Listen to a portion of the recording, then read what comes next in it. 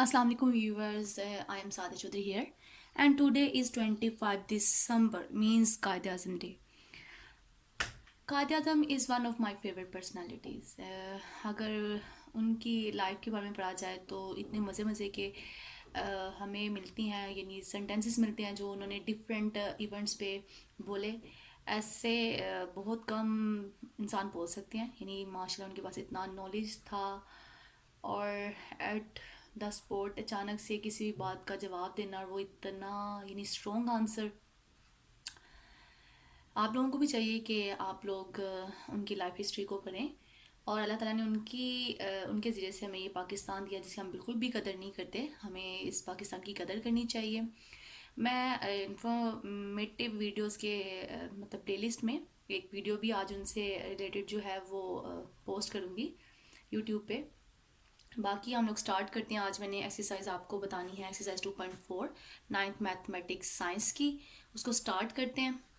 इससे रिलेटेड जितने लॉस वगैरह थे बेस और एक्सपोनेंट के वो मैं आपको कल बता चुकी हूँ अपने प्रीवियस लेक्चर में, वो प्ले लिस्ट में आप देख भी सकते हैं। चलिए हम एक्सरसाइज को स्टार्ट करते हैं। 2.4 एक्सरसाइज व्यूवर्स, जो क्वेश्चन नंबर 1 एक्सरसाइज 2.4 का वो है use laws of the exponents to simplify. हमने एक्सपोनेंट्स के जो हमें प्रॉपर्टीज और लॉज बताए हैं उनको हमने यूज करके क्या करना है, इसको सिंप्लीफाई करना है।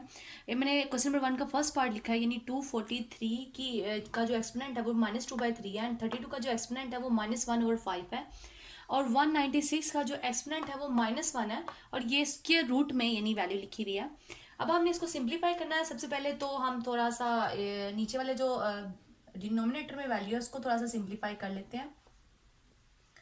फिर हम एक ही दफ़ा एक्सपोनेंट का एक जो रूल है वो अप्लाई करेंगे।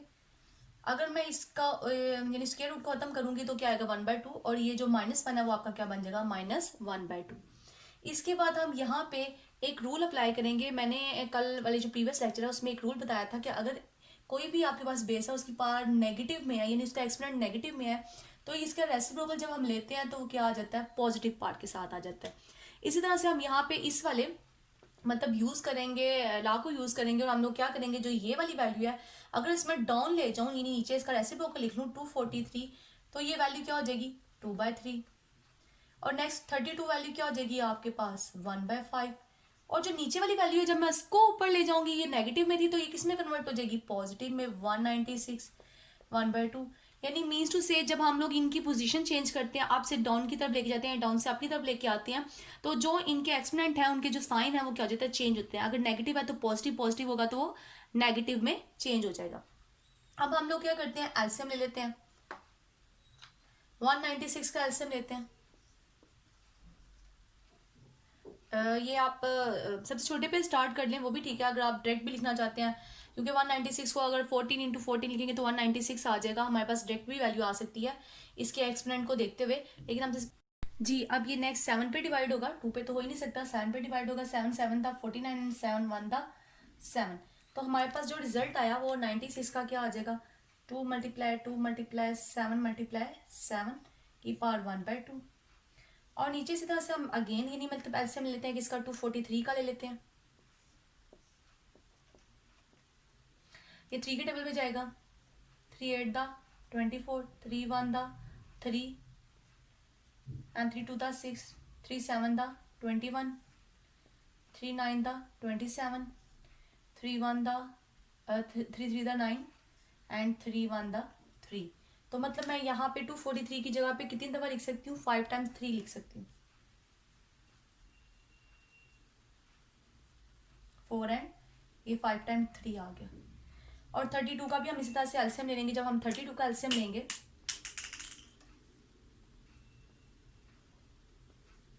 2 1 दा 2, 2 6 दा 12, 2 8 दा 16, 2 4 दा 8, 2 2 दा 4 एंड 2 1 दा 2।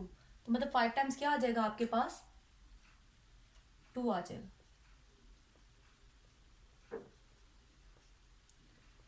अब मैंने एक आपको रूल बताया था कि अगर आप जब मतलब कोई भी बेस अगर सेम हो और उनकी जो पार्ट्स हैं वो डिफरेंट हो तो उनकी पार्ट्स आपस में बेस की वजह से क्या हो जाएंगी, ऐड हो जाएंगी बेस सेम होने की वजह से। अब यहाँ पे सबकी बेस सेम है, यहाँ पे 2 एंड 2 है, यहाँ 7 एंड 7 है, यहाँ पे 3 3 है, यहाँ पे 2 2 है, इन सबकी बेस सेम है तो मैं इन सबको काउंट करके या इनकी पार्ट्स 1 1 है उनको क्या कर सकती हूँ, ऐड करके लिख सकती हूँ। यहाँ पे 2 कितनी दफ़ा आ गया, 2 टाइम्स, और इस तरह से 7 कितनी दफ़ा आ गया, 2 टाइम्स, और ये इसका एक्सपोनेंट एज इट इज़ आ गया। यहाँ पे 3 कितनी दफ़ा आ गया आपका, 5 टाइम्स, और नेक्स्ट यहाँ पे 2 कितनी दफ़ा आ गया आपके, 5 टाइम्स। अब यहाँ पे ये जो आपका जो एक्सपोनेंट है ये इन दोनों टर्म्स पे अलग-अलग शिफ्ट हो जाएगा। ये भी मैंने आपको एक लॉ बताया था। और इस तरह से यहाँ पे एक्सपोनेंट जो है आपस में कटिंग नहीं होती, यानी 5 टू द क्या हो जाएगा, मल्टीप्लाई होने के बाद 5 टू द 10, 10/3, और यहाँ पे 5 और 5 कटिंग हो जाएगा तो जस्ट 2 रह जाएगा, ये भी आपस में कट गए। तो 2 इंटू क्या हो गया, 7, और नीचे क्या हो गया, 3। 10 जो है, मैं इस 10 को, ये आपकी 10/3 है, इसको मैं क्या लिख सकती हूँ, 9 + 1/3 भी लिख सकती हूँ, क्योंकि 9 में जब हम 1 ऐड करेंगे तो वो क्या बन जाएगा, 10 बन जाएगा। मैंने 10 को स्प्लिट कर दिया 2 पार्ट्स में, यानी 9 + 1 में, 2 एज इट इज। अब ये 2 इस 2 से कट गया। अब ये जो आपका बेस है, यानी मतलब ये जो वैल्यू है वो मैं 9 के नीचे भी अलहदा से लिख सकती हूँ और 1 के नीचे भी अलहदा से लिख सकती हूँ। जैसे हम एलसीएम से इस स्टेज पे आते हैं, अब हम इस स्टेज से दोबारा इस वाली स्टेज पे जा रहे हैं। तो जब मैंने इसको सेपरेट लिखा तो 9/3 आ जाएगा और प्लस 1/3 आ जाएगा। और नेक्स्ट यहाँ पे ये 3 इस 9 को कटिंग करके 3 में कन्वर्ट कर देगा, एंड 3 3 3 द 9 है, 9 3 द 27। और जो ये नेक्स्ट है ये इसकी पार में आ जाएगा, यानी प्लस था। जैसे ये रूल है कि अगर इस तरह से दो टर्म्स प्लस हो रही हो, हम इनको सेपरेट भी करके लिख सकते हैं। अगर सेपरेट है तो इनको कंबाइन करके भी लिख सकते हैं। इक्वालिटी का मतलब ये है कि लेफ्ट हैंड साइड को आप राइट हैंड सिचुएशन में भी लिख सकते हैं, राइट हैंड वाली सिचुएशन को लेफ्ट में भी लिख सकते हैं। तो अब आपके पास यहाँ पे क्या आ जाएगा, 7/27, और जो ये है इसको मैं दोबारा आपका रेडिकेंड की फॉर्म में लिख देती हूँ 3/3 के पार्ट के साथ। तो ये आपका क्या आ गया, आंसर आ गया। ये जस्ट आपने एक्सपोनेंट के जो रूल्स हैं उनको यूज करके क्या किया, इसको सिंप्लीफाई किया है, इससे ज्यादा ये मजीद सिंप्लीफाई नहीं होता। अब एक नेक्स्ट पार्ट की तरफ चलते हैं, इसी क्वेश्चन नंबर 1 के व्यूवर्स। ये एक क्वेश्चन नंबर 1 का 4th पार्ट है। इस 4th पार्ट को मैं सॉल्व करती हूँ। यहाँ पे भी हमने एक्सपोनेंट के जो लॉज हैं उनको यूज़ करना है और हम इसको सिंप्लीफाई करना है। यहाँ पे सबसे पहले तो क्या है, 81 को मैं एलसीएम लेके सिंप्लीफाई करती हूँ। 81 का जो एलसीएम है वो आपका क्या आएगा, 3 के टेबल पे इसको भेज देते हैं, क्योंकि सारा क्वेश्चन 3 में ही है। हमें नजर आ रहा है कि ये भी पार्ट 3 में है, ये भी पार्ट 3 है, ये भी पार्ट 3 में है। कुछ क्वेश्चन हमें खुद से बता देते हैं, क्योंकि क्वेश्चन हमसे बातें करते हैं। अगर आप जस्ट सोल्यूशन निकालने की तरफ भागेंगे तो आपको कभी भी मैथ नहीं आएगा। मैथ बेसिकली इंटरेस्ट वाली चीज़ है, अगर आप इसको मज़े से करेंगे तो फिर ज़्यादा अच्छे से आएगा। तो आप क्वेश्चन जो है ना वो आपसे बातें करते हैं, आपने उनसे बातें करनी है, जस्ट रट्टा नहीं लगाना। तो यहाँ पे जो क्वेश्चन में बताया जा रहा है कि यहाँ पे 3 है, तो नजर आ रहा है, तो मैं कोशिश करती हूँ 3 से स्टार्ट करती हूँ। इसके अलावा ये 9 पे भी जा सकता है। यहाँ कोशिश करें सबसे छोटे नंबर पे भेजने की ना, एलसीएम लेने में। तो 3 2 the 6 and 3 7 the 21, 3 9 the 27, 3 3 the 9 and 3 1 the 3। तो आपके पास क्या आ गया, 4 टाइम आपके पास आ गया 3, यानी 81 की जगह पे हम 4 टाइम क्या लिख सकते हैं, 3 लिख सकते हैं। यहाँ पे 3 4 एंड -1 एज इट इज। अब 243, अभी प्रीवियस यानी क्वेश्चन में भी 243 का ही हमने एलसीएम निकाला था, फिर से निकाल लेते हैं 243 का। 3 7 the 20, 3 8 the 24, 3 1 the 3 and 3 2 the 6 and 3 7 the 27, 3 9 the 27 and 3 3 the 9 and 3 1 the 3। तो मतलब यहाँ पे हम कितनी दफा लिखेंगे, 5 टाइम लिखेंगे 3।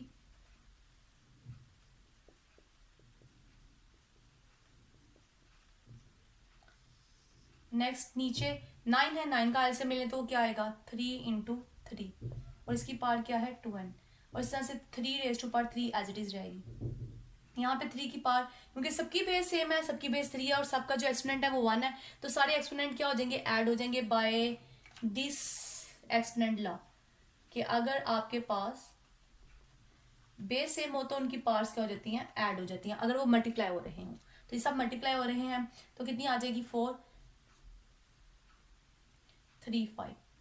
अब यहाँ पे 3 की power 4 and -1 as it is रह जाएगा। यहाँ पे क्या आएगा, 3 की पावर 5 टाइम्स आ जाएगी, और इसी तरह से यहाँ पे क्या आएगा, 3 की पावर 2 टाइम आ जाएगी।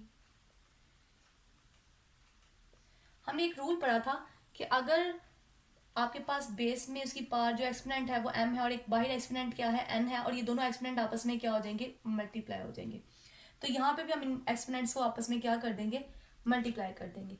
तो क्या आ जाएगा आपके पास 3 raised to power 4n, और साथ में ये एक्सपोनेंट मल्टीप्लाई हो रहा है तो ये इसकी पावर में क्या हो जाएगा, ऐड। इसी तरह से ये एक्सपोनेंट इसकी पावर में क्या हो जाएगा, ऐड, क्योंकि इन सब की बेस क्या है, 3। यहाँ पे क्या हो जाएगा 2 to the 4n, और साथ में इसकी पावर में क्या हो जाएगा, ऐड। तो आपके पास जो नेक्स्ट रिजल्ट आएगा वो क्या आएगा, 3 4n+5 -3, यहाँ से दोनों सब्ट्रैक्ट हो जाएंगे, 4n+4 डिवाइडेड बाय 3 4n+3। अब ये ऊपर वाली दोनों टर्म सब्ट्रैक्ट हो रही हैं, हम एक टर्म को नीचे वाली एक टर्म से नहीं काट सकते, हमें एक प्रॉपर तरीके से इसको सिंप्लीफाई करना पड़ेगा। या तो हम कॉमन निकाल के इसको सिंप्लीफाई कर लें, या नीचे वाली वैल्यू को आप इस टर्म के फर्स्ट वाली टर्म के नीचे भी लिख दें और सेकंड के नीचे भी लिख दें और फिर सिंप्लीफाई कर लें। तो बेहतर ये है कि हम कॉमन निकाल लेते हैं। कॉमन मैं निकालती हूँ नीचे वाली टर्म को देखते हुए कि मुझे कितनी वैल्यू कॉमन निकालनी चाहिए, और मैं नीचे वाली वैल्यू से उसको क्या कर दूंगी, कट आउट कर दूंगी। 4n तो इसमें भी है, 4n इसमें भी है, और 4n इसमें भी है, वो मैंने निकाली। और जो यहाँ पे है इसका मतलब 5, यानी 3 कितनी दफा है, 5 दफा। यहाँ पे क्या पता चला, 3 कितनी दफा है, 4 टाइम्स, और यहाँ पे कितनी दफा है, 3 टाइम्स। तो सबसे मिनिमम कौन सा है, 3 टाइम्स, जो हम कॉमन निकाल सकते हैं सब में से। तो इससे मैंने 3 टाइम्स कॉमन निकाल लिया। बाकी जब इसमें से 3 raised to power 4n और 3 बाहर निकल गए तो 5 में से कितने आपके पास बाकी बचेंगे, 3 2, और नेक्स्ट वाले में कितने बाकी बचेंगे, 1, क्योंकि 4n भी बाहर आ गया और यहाँ पे 3 भी बाहर आ गए, तो जस्ट यहाँ से क्या बाकी बचेगा, 1, और नीचे वाली टर्म आपकी क्या आएगी, एज इट इज आ जाएगी, और ये दोनों आपस में क्या हो जाएंगे, कैंसिल हो जाएंगे, और नेक्स्ट 3² -3 रह जाएगा, और यहाँ 3 थीटा क्या आ गया, 9 - 3, तो डेट इज इक्वल टू 6। तो हमने सिंप्लीफाई करके इसका आंसर निकाल लिया। आप क्वेश्चन नंबर 2 की तरफ चलते हैं। जी, ये जो क्वेश्चन नंबर 2 है ये है शो डैट कि जो ये लेफ्ट हैंड साइड है इसको आपने 1 के इक्वल प्रूव करना है। तो ये लेफ्ट हैंड साइड में क्या है, x का एक्सपोनेंट a है डिवाइडेड बाय x b है और इसकी पावर क्या है, +b है। इसी तरह से नेक्स्ट x b है एंड x c है और इसकी पावर क्या है आपके पास, b + c है। और नेक्स्ट एक्स सी ओवर क्या है, एक्स ए, और इसकी पावर क्या c+a है। और हमने इसको क्या करना है, सिंप्लीफाई करना है by using laws of the exponent, और हमने शो करना है कि इसका आंसर किसके इक्वल आएगा, 1 के इक्वल आएगा। तो हम लोग स्टार्ट करते हैं इसको करना। हम लेफ्ट हैंड साइड लेते हैं और हम प्रूव करेंगे कि हमारे पास राइट हैंड साइड आ जाती है, यानी एक्स की पावर a और एक्स की पावर b है, और इसका जो एक्सपोनेंट है a+b इंटू एक्स की power b divided by x की पावर c, और इसका एक्सपोनेंट क्या है, b+c इंटू एक्स की power c divided by x की पावर a, और इसका एक्सपोनेंट क्या है, c+a। हमने लेफ्ट हैंड साइड ले लिया। अब लेफ्ट हैंड साइड को हम लेके चलते हैं। सबसे पहले हम यहाँ पे जो लॉ यूज़ करेंगे एक्सपोनेंट का, वो ये क्या था कि अगर x ओवर x की कोई भी पावर है a है, या इस तरह से x की पावर क्या है b है, इन दोनों की बेस सेम है, तो इनकी पावर्स आपस में क्या हो जाएंगी, सब्ट्रैक्ट हो जाएंगी, नीचे से ऊपर आके सब्ट्रैक्ट हो जाएगी। वहाँ पे जो मैंने कल लेक्चर में बताया था वो इस तरह से बताया था कि x की पावर अगर n है और a की पावर n है और a की पावर m है, तो ये क्या आ जाएगी, n - m हो जाएगी। यहाँ पे x की फॉर्म में था इसलिए मैंने x की फॉर्म में लिख दिया। जब हम इसको, इसकी बेस सेम है, हम जब पावर्स को ऊपर लेके आएंगे तो क्या हो जाएंगी, साइन चेंज हो जाते हैं। अगर पॉजिटिव है तो नेगेटिव में कन्वर्ट हो जाता है, तो क्या हो जाएगा a - b, और यहाँ क्या आ गया a+b जो इसका एक्सपोनेंट था। इस तरह से नेक्स्ट में क्या आ जाएगा, x b - c, और बाहर क्या है, b+c। यहाँ क्या आ जाएगा, x c over x a है, इसी की आ जाएगी पावर c+a। अब यहाँ पे आपने एक्सपोनेंट का वो जो वो वाला ला है कि an और इसके यहाँ पे m है, और ये दोनों पार्ट्स आपस में क्या हो जाएंगी, मल्टीप्लाई हो जाएंगी। इसी तरह से ये दोनों भी आपस में क्या हो जाएंगी, मल्टीप्लाई हो जाएंगी। लेकिन यहाँ पे जब ये मल्टीप्लाई होंगी तो हमारे पास एक मैथ का फॉर्मूला है कि जब आपके पास दो टर्म्स सेम होती हैं बट विद ऑपोजिट साइन, एक में यहाँ पे पॉजिटिव साइन है, एक में यहाँ पे नेगेटिव साइन है, तो इन दोनों का जो प्रोडक्ट है वो आता है फर्स्ट टर्म का स्क्वायर माइनस सेकेंड टर्म के स्क्वायर के इक्वल। तो यहाँ पे भी हम यही एक यानी जो फॉर्मूला है वो यूज़ करेंगे, और ये बहुत ही इंटरेस्टिंग फॉर्मूला है। और अगर आप इनको सिंपली आपस में मल्टीप्लाई भी करेंगे तो आपके पास यही रिजल्ट आएगा। इससे बच्चों को ये डायरेक्ट फॉर्मूला सिखाया जाता है, और ये बहुत इंटरेस्टिंग फॉर्मूला है, और ये बच्चों के लिए बहुत शायद डिफिकल्ट है, इनको याद ही नहीं होता। मैंने अपनी क्लास को स्पेशली इसको याद करवाने के लिए एक स्पेशल नेम रखा हुआ है इसका, जान का आजाद। उन बेचारों को याद ही नहीं होता था। तो मैंने उनसे कहा है कि इसको इस तरह से याद कर लें कि ये जान का अजाब है। जब कभी मैं क्वेश्चन करवाती हूँ क्लास में तो मैं स्पेशली पूछती हूँ यहाँ कौन सा फॉर्मूला लगेगा, उनको फ़ौरन याद आ जाता है मैम यहाँ पे जान का अजाब लगना है। तो बहुत इंटरेस्टिंग सा है वैसे ये फॉर्मूला, और आपकी बुक में 9-10 की बुक में ये सबसे ज़्यादा यूज़ होने वाला फॉर्मूला है। चलिए आगे चलते हैं। यहाँ पे जब हम इस फॉर्मूले को लगाएंगे तो क्या आ जाएगा आपके पास ए स्क्र माइनस बी स्क्र। इसी तरह से यहाँ क्या आ जाएगा आपके पास B square minus c square, क्योंकि ये दोनों टर्म्स क्या हैं, सेम है बट ऑपोजिट साइन है, तो हम यही फॉर्मूला लगाएंगे यहाँ पे। यहाँ क्या आ जाएगा सी स्क्र माइनस ए स्क्र। अब यहाँ पे क्या लगेगा, यहाँ पे आपका ये वाला जो ला है एक्सपोनेंट का, ये वाला लगेगा कि जब आपकी बेस सेम होती है तो पार्ट्स इनकी आपस में क्या हो जाती हैं, ऐड होती है। अब ये वाली पार्ट्स भी आपस में क्या हो जाएंगी, आपकी ऐड हो जाएंगी, क्योंकि सबकी बेस क्या है, एक्स है। A square minus b square plus b square minus c square plus c square minus a square. जब इनके दरमियान में कौन सा साइन आएगा, प्लस का। इन दोनों के दरमियान में कौन सा साइन आएगा, प्लस का। और जो साइन है वो प्लस की वजह से चेंज नहीं होते, नेगेटिव वाला अंदर वाला नेगेटिव ही रहेगा। अभी ए स्क्र इस ए स्क्र से कट जाएगा, बी स्क्र इस बी स्क्र से, सी स्क्र इस सी स्क्र से कट जाएगा, और हमारे पास रिजल्ट में क्या आएगा, s is equal to note. और हमने एक अदद एक्सपोनेंट का जो ला था ये भी पढ़ा था कि अगर ए की पावर में नोट है या 0 है तो अभी किसके इक्वल होता है, हमेशा 1 के इक्वल होता है। तो यहाँ क्या आ गया, 1 आ गया। तो हमारा राइट हैंड साइड आ गई by using the laws of the exponent. अब क्वेश्चन नंबर 3 की तरफ चलते हैं। क्वेश्चन नंबर 3 में से मैं 2 पार्ट सॉल्व कर दूंगी, बाकी सारे पार्ट्स आपने खुद ही सॉल्व करने हैं। हाँ जी, जो क्वेश्चन नंबर 3 का 4th पार्ट है, ये छोटे से पार्ट्स हैं 2, यहाँ पे 3 और 4 मोस्ट इंपॉर्टेंट पार्ट्स हैं इस एक्सरसाइज के, और बड़े इंटरेस्टिंग से हैं और बहुत छोटे से हैं। चलिए इसको करते हैं पार्ट्स को। यहाँ पे जो सिर्फ समझने वाली एक बात है, वो इम्पोर्टेंट बात ये है कि जब आपका इस तरह से लिखा है, यानी कोई बेस है आपकी ए और इसका यहाँ पे एक्सपोनेंट n है और बाहर यहाँ पे क्या है m है, तो ये दोनों आपस में क्या होंगे, मल्टीप्लाई हो जाएंगे। लेकिन अगर आपकी सिचुएशन कुछ इस तरह की है कि यहाँ पे कोई मेंबर है तो और इसके ऊपर कोई मेंबर है, तो इसका मतलब है इसका जो मतलब है, इसका मतलब ये है कि दोनों आपस में मल्टीप्लाई नहीं हो रहे। मतलब 3 के अगर पार्ट में u2 लिखा है तो इसका मतलब है 3 को कितनी तरफ मल्टीप्लाई करना है आपस में, 2 टाइम्स। अगर ये ऐसे मल्टीप्लाई होता तो क्या आता, 6 आता, लेकिन ऐसे मल्टीप्लाई होके क्या आता है, 9। सो ये दोनों बातें आपस में सेम नहीं है, इनमें थोड़ा सा डिफरेंस है जो आपने गौर करना है कि यहाँ पे ये दोनों पार्ट्स आपस में मल्टीप्लाई हो रहे हैं, लेकिन यहाँ पे इस एक्सपोनेंट का ये एक्सपोनेंट है, यानी यहाँ पे ये दोनों आपस में मल्टीप्लाई हो रहे हैं, और यहाँ पे ये वाली चीज इस वाले का एक्सपोनेंट है। तो इन दोनों बातों में फर्क है। जब वो मल्टीप्लाई हो रहे हैं तो सिंपल हमें क्या लिखना है, 3 to the 6। यहाँ पे जब ये इसकी पार्ट में है तो इसका मतलब ये है कि ये 3 को कितनी दफा मल्टीप्लाई करेगा, 2 टाइम्स। अगर ये 3 होता तो 3 को कितनी दफा मल्टीप्लाई करते, 3 टाइम्स। तो यहाँ पे जब एक्स की पार्ट ने इस 3 को 2 दफा मल्टीप्लाई किया तो क्या आएगा, 9 आएगा। अब डिवीजन का साइन है तो ये नीचे जाके क्या हो जाएगा, डिवाइड हो जाएगा।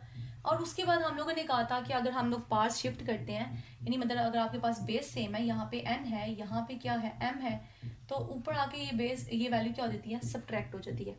इस तरह से ऊपर वाली नीचे जाके क्या हो जाएगी, सब्ट्रैक्ट हो जाएगी। तो मैं इस वैल्यू को जो x की पावर यहाँ पे 6 है वो नीचे वाली बेस x के साथ, ये भी x है ये भी x है, दोनों की बेस सेम है, तो नीचे जाके क्या कर दूंगी, सब्ट्रैक्ट कर दूंगी, तो क्या आ जाएगा आपके पास आंसर 3 आ जाएगा। मैं इसको नीचे क्यों लेके गई, मैं इसलिए इसको नीचे लेके गई कि जस्ट ये पॉजिटिव में है और ये मतलब ग्रेटर वैल्यू है और ये क्या है, लेसर वैल्यू है। जब ये नीचे जाएगी तो सब्ट्रैक्ट होगी, मेरे पास एक पॉजिटिव वैल्यू आएगी। अगर मैं 9 को ऊपर लेके आती हूँ तो 6 - 9 क्या आएगा, -3 आ जाएगा। तो एक्सपोनेंट जो है आपका वो नेगेटिव में हो जाएगा। तो नेगेटिव की बजाय हम इसको पॉजिटिव में ही लिखते हैं, तो इसलिए हम लोग क्या करते हैं कि 9 में से मैंने 6 को नीचे जाके क्या कर दिया, सब्ट्रैक्ट कर दिया। और ये एक्सरसाइज जो है 2.4 आपकी कंप्लीट हो गई है। प्लीज़ मेरे चैनल को सब्सक्राइब करना और लाइक करना मत भूलिएगा। बेल आइकन को भी क्लिक करके ऑल पे सेलेक्ट कर लें ताकि तमाम नोटिफिकेशंस आपको मिलते रहे जब जब मैं लेक्चर अपलोड करती रहूँ। और इंशाल्लाह कल हम लोग कॉम्प्लेक्स नंबर्स और उससे रिलेटेड जो एक्सरसाइज है 2.5 वो करेंगे। अल्लाह हाफिज़।